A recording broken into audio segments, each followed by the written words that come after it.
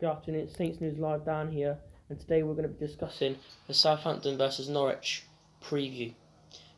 We go into this game on a high, obviously getting the 3 points against Watford was brilliant, much needed as well. If we'd lost that game, I personally think we would have been in deep shit, so winning that game was very vital.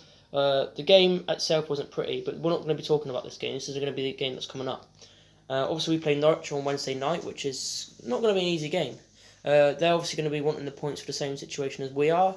They're going to obviously come to St Mary's and give it a right go.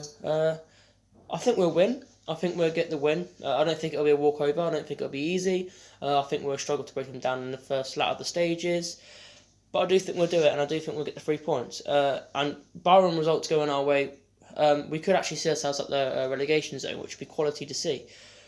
Going into the game, I think there needs to be a bit more discussion on getting off on the start, because against Watford we were second best. We were second best for most of the game.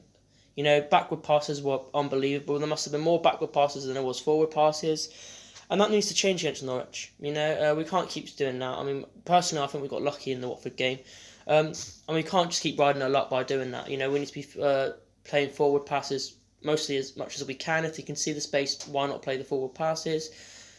I think that's one of the main things that need to be talked about and changed, because face it, if we do the same against Norwich, maybe we won't get the luck and it won't go our way, and we could even potentially lose the game, which in a way could be disastrous, because they're in a similar situation as us. You know, they're obviously trying to survive like we, and if they get the points, that means we've got to play catch up even more, if that makes any sense. So the points are vital, but not vital, if that makes any sense. You know, it's a game that arguably we need to win, because it could help us out massively, but it's not a 6-pointer. After that Watford win, I don't think it's a 6-pointer. It's not influential that we have to win. Saying that, we need to go and try hard.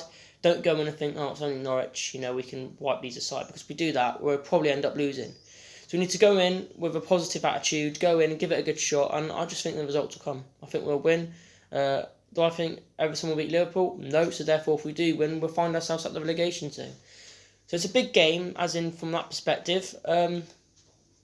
Hopefully Stuart Armstrong's back. I'm not too sure how long he's out for, but I think he could have been, you know, the spark that we needed against Watford, that he wasn't there due to his injury I think he picked up. So hopefully he's back. That'd be brilliant news if he is.